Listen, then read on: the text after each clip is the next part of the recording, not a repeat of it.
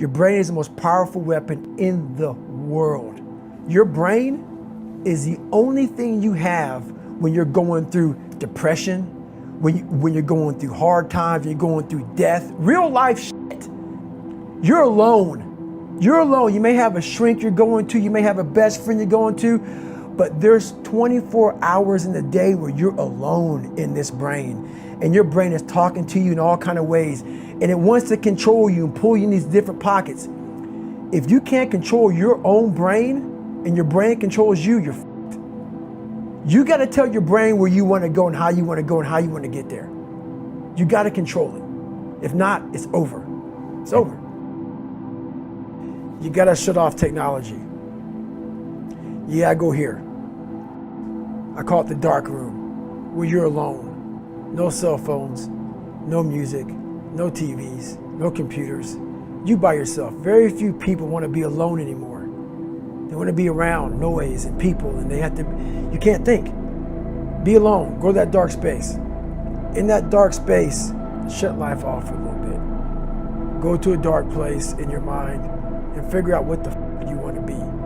You don't know what you want to be because you haven't spent time, real time with yourself. Spend time with yourself. Trust me. And once you find that passion, that purpose, your goals, your purpose, everything will just start lining up. And then you'll find the courage to start that journey. For you to find greatness in yourself, you're not going to find it by looking in a book or by even hearing me. I may give you the spark, but you've got to go inside yourself to find it. And that means you gotta be quiet.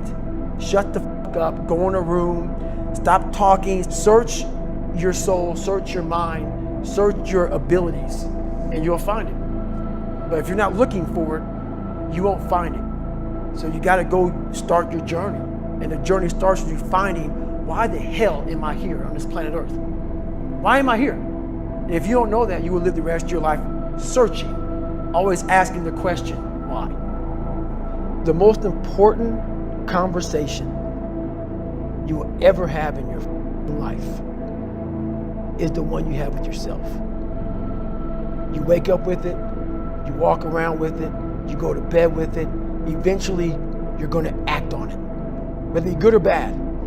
You have to face that in that dark room. In that dark room is who you are.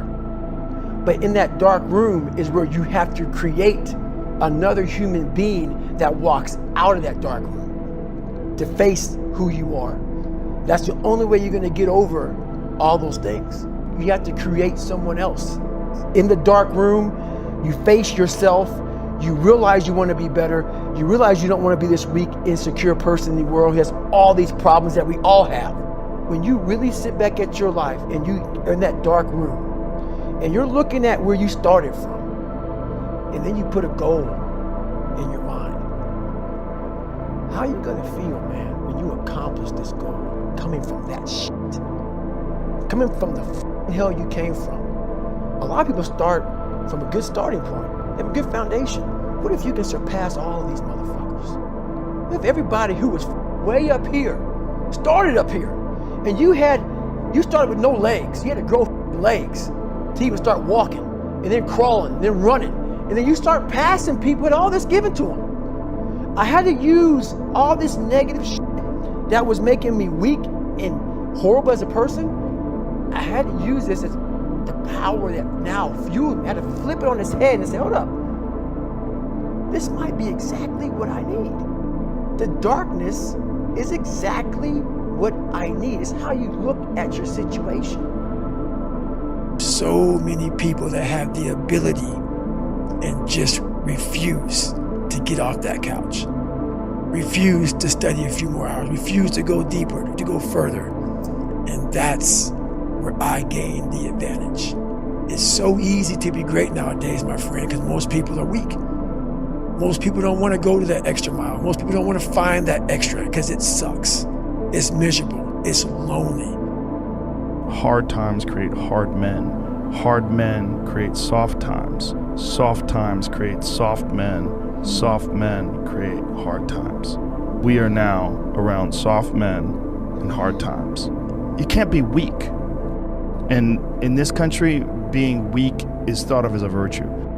Jordan Peterson has a really interesting way of looking at this, and he said it to me once, and it made a lot of sense. He said, people think that you should be weak and you should be docile, and then you should be a pacifist. He goes, no, you should be a monster.